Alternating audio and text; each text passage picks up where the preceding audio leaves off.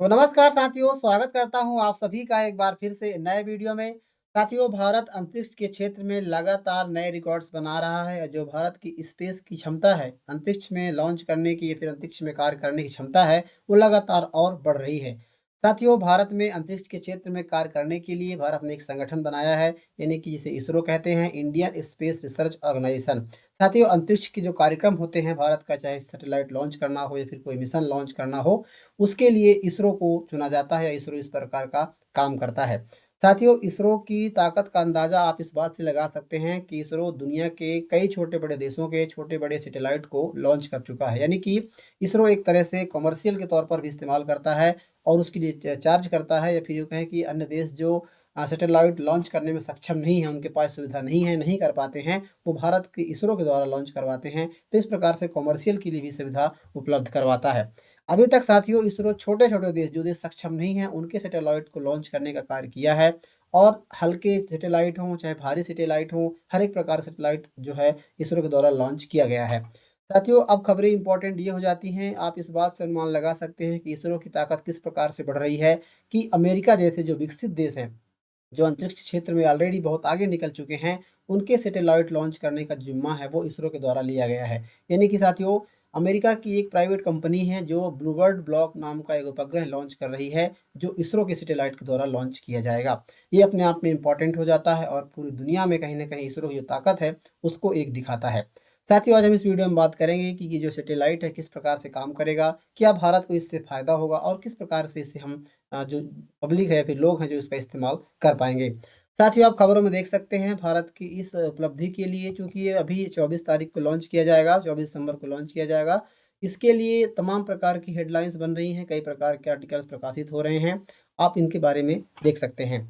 साथियों, बात करें तो जो अंतरिक्ष अनुसंधान संगठन यानी कि इसरो है, इसका प्रमुख आप सभी जानते हैं कि जो मुख्य जो स्थान है जहाँ से अमूमन सबसे ज़्यादा सैटेलाइट लॉन्च किए जाते हैं, वो श्रीहरिकोटा यानी सतीश धवन अंतरिक्ष केंद्र है। साथियों, ये अमेरिकी संचार उपग्रह ले जाने के लिए यहाँ पर इनको लाया गया है, यहाँ पर विकसित किया गया है। सॉरी।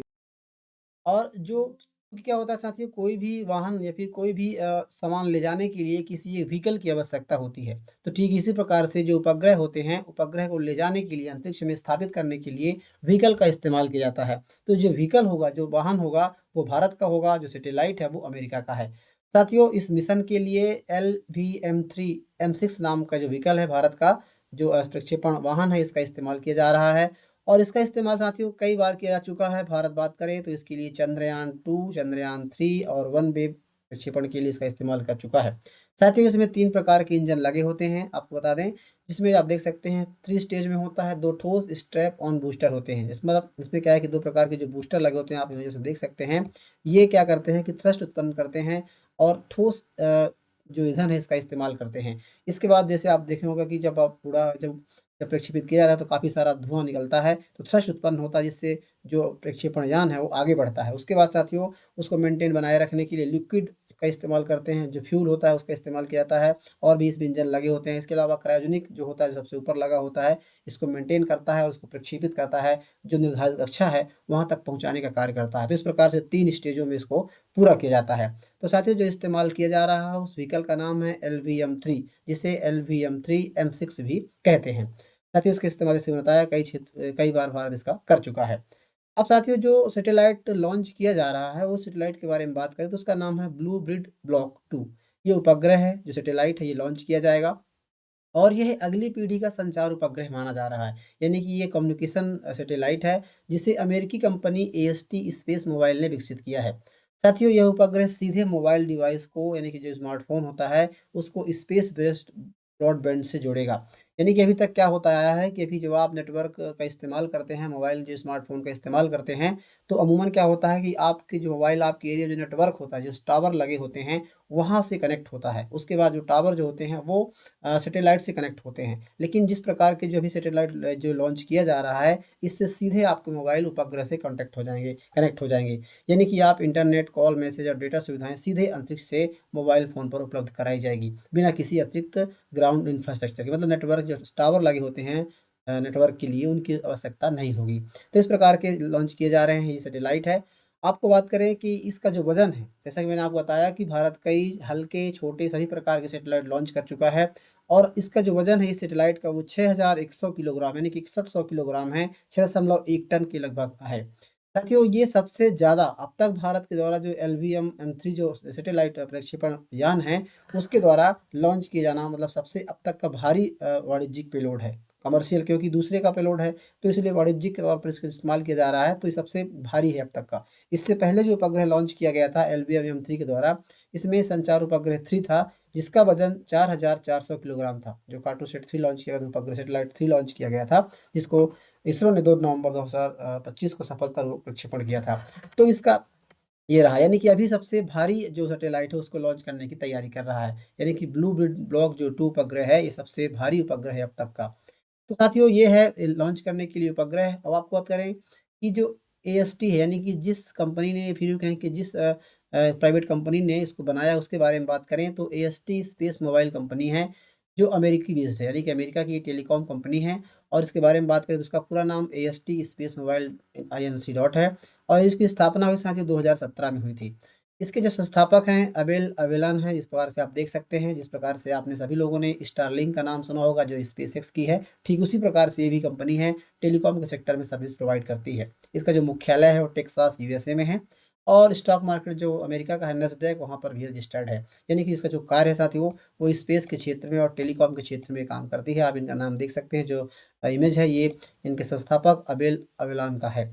साथियों, आपको बता दें कि अभी तक हम जैसा कि इस्तेमाल करते रहे हैं, जो ये काम करेगा उसके बारे में थोड़ा चर्चा करें, तो ये कैसे काम करेगा? अभी हम जो मोबाइल इस्तेमाल करते हैं, तो हमारा जो मोबाइल होता है, वो हमारे आस-पास के जो लगे हो टावर लगे होते हैं, जो किसी जो सर्विस प्रोवाइडर कंपनी होती है, चाहे जिस प्रकार से भारत में एयरटेल है, जियो हैं, इनके नेटवर्क लगे होते हैं, वहाँ से हमारी मोबाइल कनेक्ट करती है, नेटवर्क कनेक्ट करती है और वो टावर जो होते हैं, वो सीधे सैटेलाइट से कनेक्ट होते हैं, ब्रॉडबैंड के द्वारा कनेक्ट होते हैं। तो इस प्रकार से जुड़े होते हैं, लेकिन अब क्या होगा कि इस प्रकार की सुविधा यदि चालू हो जाती है, तो सीधे जो आम मोबाइल है, वो फ़ोन है, वो सीधे सैटेलाइट से कनेक्ट हो जाएँगे। आप इमेजेस में इस प्रकार से कुछ कल्पना कर सकते हैं। जो तस्वीर निकल कर आ रही है उसमें। इसमें कोई डिश एंटीना या टर्मिनल की आवश्यकता नहीं होगी, मतलब किसी प्रकार की कोई नेटवर्क की आवश्यकता नहीं होगी, टावर की आवश्यकता नहीं होगी। यानी कि आपका जो 4G 5G मोबाइल है सीधे सैटेलाइट चुन लेगा, सेलेक्ट कर लेगा और आप इसका इस्तेमाल कर पाएँगे। इसका जो उपयोग है साथियों वो बॉर्डर एरिया में किया जाएगा, दूर-दराज के इलाकों में किया जाएगा। आपदा प्रबंधन जैसे क्या है कि जब कोई आपदा आ जाती है, बाढ़, भूस्खलन जैसे हालात हो जाते हैं, भूकंप जैसे आते हैं, तो इसमें क्या है कि जो इंफ्रास्ट्रक्चर है, चाहे नेटवर्क को लेकर के हो या फिर और भी कोई चीज़ें हैं, वो खराब हो जाती हैं। तो उसकी वजह से क्या है कि नेटवर्क डिस्कनेक्ट हो जाता है, कनेक्टिविटी खत्म हो जाती है, तो इनसे इनके में इसका इस्तेमाल किया जाएगा। साथियों, अब आपको इम्पोर्टेंट बात बता दें कि चूँकि देखिए आप सभी जानते हैं कि अमेरिका एक विकसित देश है और अंतरिक्ष के क्षेत्र में काफ़ी ज़्यादा कार्य कर चुका है, काफ़ी ज़्यादा आगे बढ़ चुका है।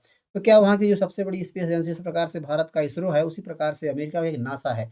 नासा की जो कंपनी है, नासा का जो संगठन है, इसके द्वारा साथियों रिसर्च और साइंस के क्षेत्र में, इस प्रकार से टेक्नोलॉजी के क्षेत्र में, स्पेस क्षेत्र में कार्य किया जाता है। तो आपके मन में भी सवाल उठ रहा होगा कि इसरो के द्वारा ये क्यों लॉन्च नहीं किया गया है? तो मैं आपको बता दूँ कि इसरो एक सरकारी संगठन है, इस प्रकार से भारत भी है, भारत का इसरो भी है और नासा भी है। नासा एक सरकारी संगठन है, जो कमर्शियल जो सैटेलाइट है, मतलब कि जो वाणिज्यिक तौर पर इस्तेमाल किए जाते हैं, प्राइवेट कंपनियों द्वारा निर्माण किए जाते हैं, उनका ये सैटेलाइट लॉन्च नहीं करता है। नासा सिर्फ रिसर्च और साइंस मिशन पर काम करता है, चंद्रमा, मंगल, डीप स्पेस प्रोग्राम पर कार्य करता है, टेक्नोलॉजी डेवलपमेंट के में काम करता है। ये कमर्शियल सैटेलाइट को लॉन्च नहीं करता, इसलिए नासा के द्वारा इसको लॉन्च नहीं किया गया है। अब साथ ही इम्पोर्टेंट हो जाता है कि नासा के अलावा और भी कई सैटेलाइट जैसे स्पेसएक्स है, अमेरिका में ही है। इसके अलावा यूरोपियन के कुछ देश हैं जो सैटेलाइट लॉन्च करते हैं, लेकिन इसने इसरो को ही क्यों चुना?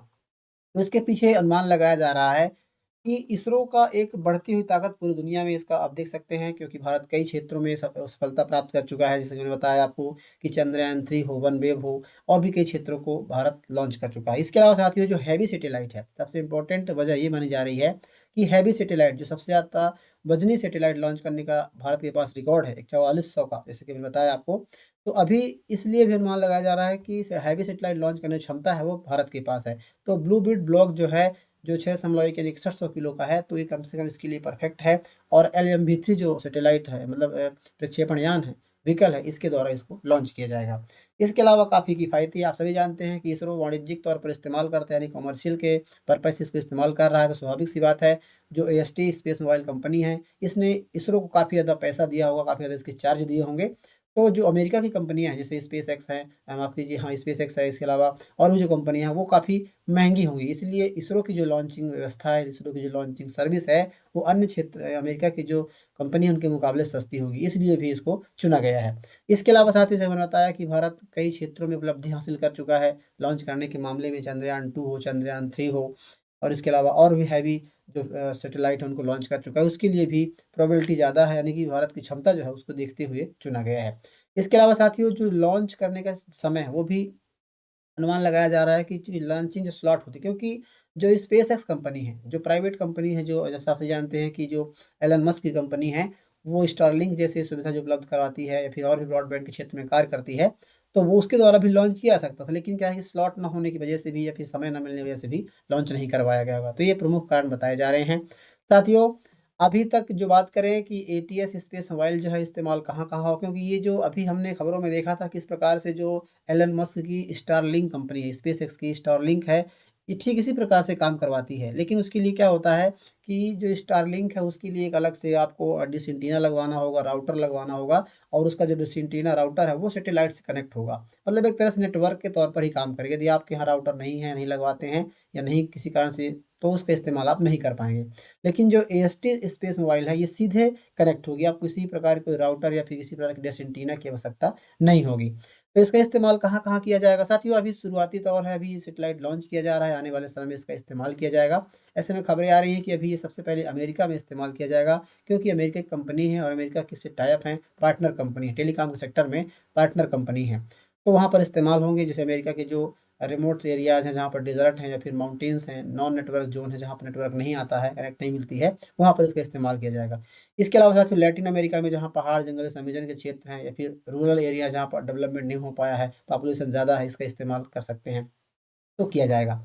इसके अलावा अफ्रीकी के दूर-दराज क्षेत्रों में जैसे जो डेज़र्ट एरिया है, सब सहारा अरेबियन है, फिर इसके अलावा ट्राइबल रीजन्स है जहाँ पर एक कनेक्टिविटी नहीं है, वहाँ पर इसका इस्तेमाल किया जाएगा।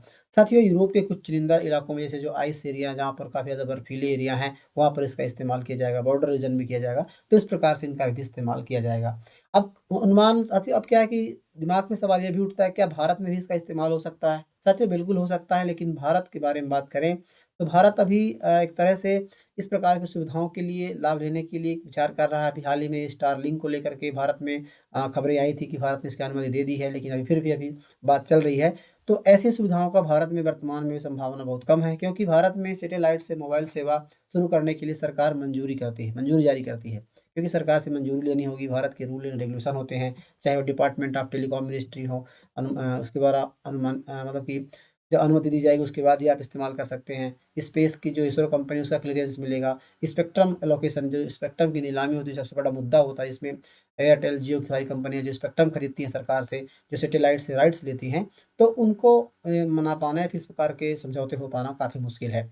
इसके अलावा साथियों, इंडियन के टेलीकॉम पार्टनर जैसे जियो, एयरटेल, इनसे भी समझौता हो पाना, क्योंकि जो इस्तेमाल होगा तो सिम अलग से कोई नहीं होगी। आपको बता दूँ कि जिस प्रकार से जो एटीएस एएसटी जो स्पेस मोबाइल कंपनी जो लॉन्च कर रही है सैटेलाइट, इसके में इसमें क्या है कि आप जो सिम इस्तेमाल करते हैं, उसी इस्तेमाल से आप उसी सिम के द्वारा, ये जो टेलीकॉम कंपनी होगी, जैसे आप जियो का इस्तेमाल करते हैं, एयरटेल का इस्तेमाल करते हैं, तो उनके जो टाई अप होंगे इस प्रकार कंपनी उपग्रह से, तो सीधे आप कनेक्ट कर देंगे। मतलब आपको सिम चेंज करवाने की या फिर और भी कुछ करने की आवश्यकता नहीं होगी।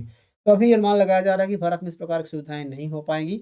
बहरहाल, आप क्या सोचते हैं, कितना फ़ायदा होगा, कितना नुकसान होगा? इसके बारे में आप हमें कमेंट बॉक्स में बताइए। साथ ही जानकारी यदि आपको अच्छी लगी है, आपके लिए हेल्पफुल लगी है, तो उसके लिए आप हमें बताएँ। और वीडियो अच्छी लगी है तो वीडियो को लाइक कीजिएगा, चैनल को ज़रूर सब्सक्राइब कर लीजिए साथियों। मिलते हैं किसी ऐसे नए वीडियो में, तब तक के लिए नमस्कार।